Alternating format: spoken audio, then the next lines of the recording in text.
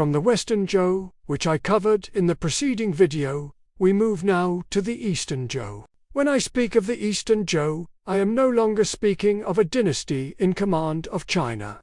I am speaking of a world in which kings still existed, rituals were still performed, and heaven was still invoked, but real power had slipped away.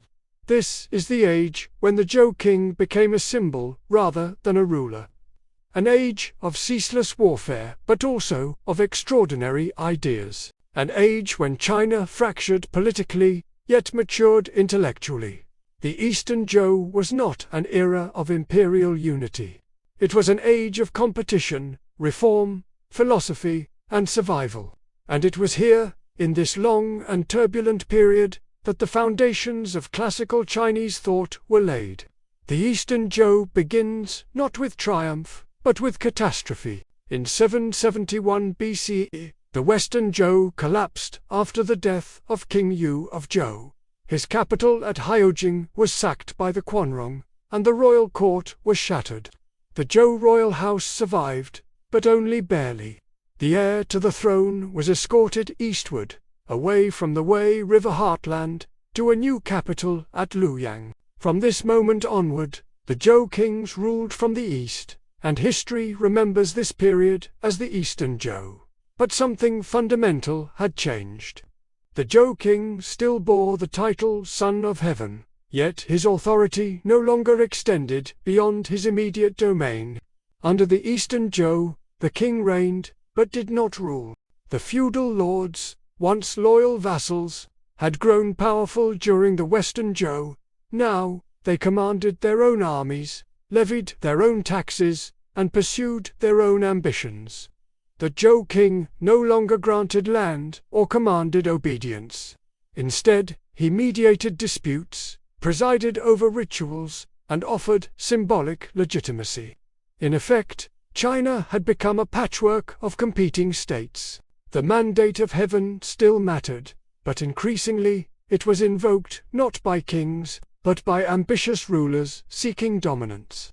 The first half of the Eastern Zhou is known as the Spring and Autumn period, lasting roughly from 770 to 476 BC. During this time, dozens of states coexisted, large and small, all nominally loyal to the Zhou king.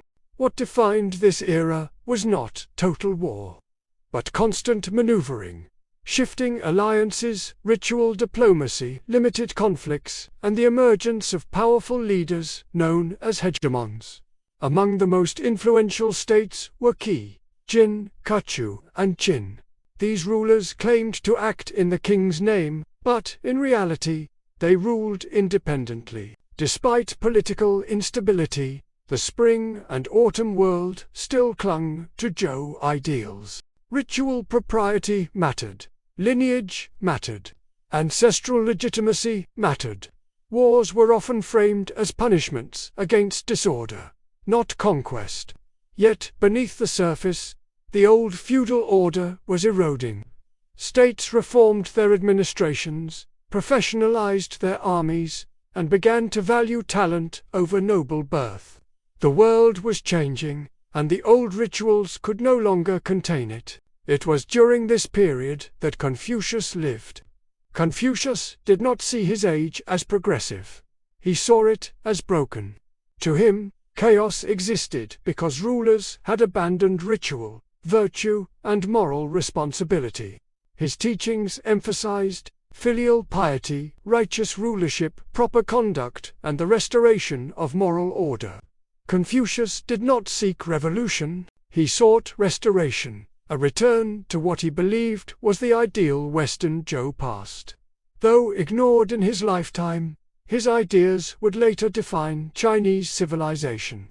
By the late spring and autumn period, the Zhou system had effectively collapsed. Small states were absorbed. Power concentrated into fewer hands.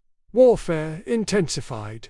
By the 5th century BCE, the old feudal world was gone. What emerged in its place was something entirely new. A system of centralized, bureaucratic states competing for survival. This marks the beginning of the Warring States period. The Warring States period lasted from roughly 475 to 221 BCE. By now, China was dominated by 7 major powers: Qin, Kaqi, Yan, Han, Zhou, and Wei. This was no longer ritual warfare. This was total war. States mobilized entire populations, armies numbered in the hundreds of thousands.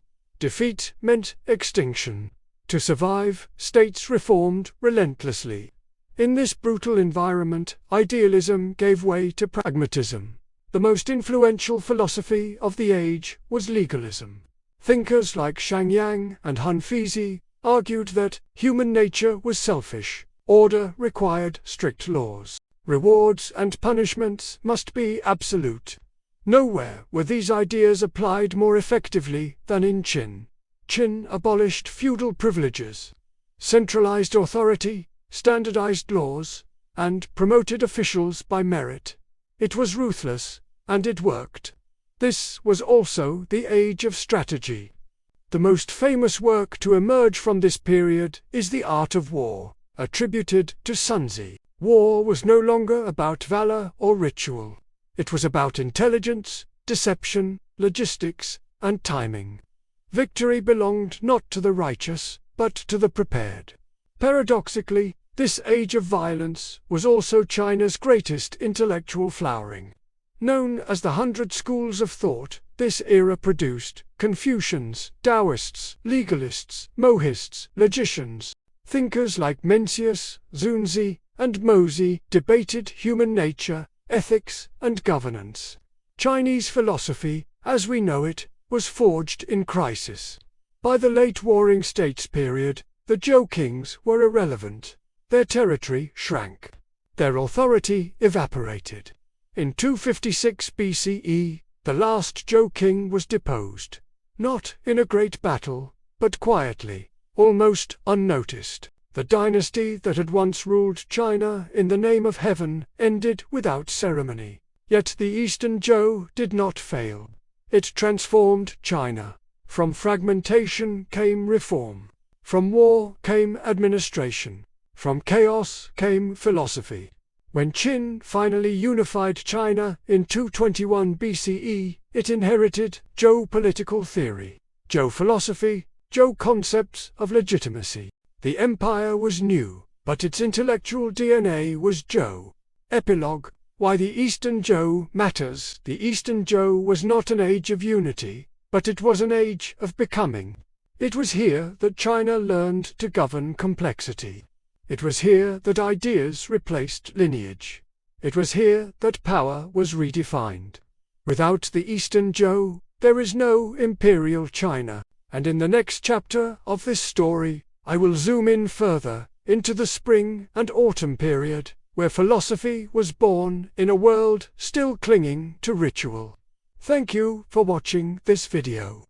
If you enjoyed it, give it a like and subscribe to the Chinese Civilization channel.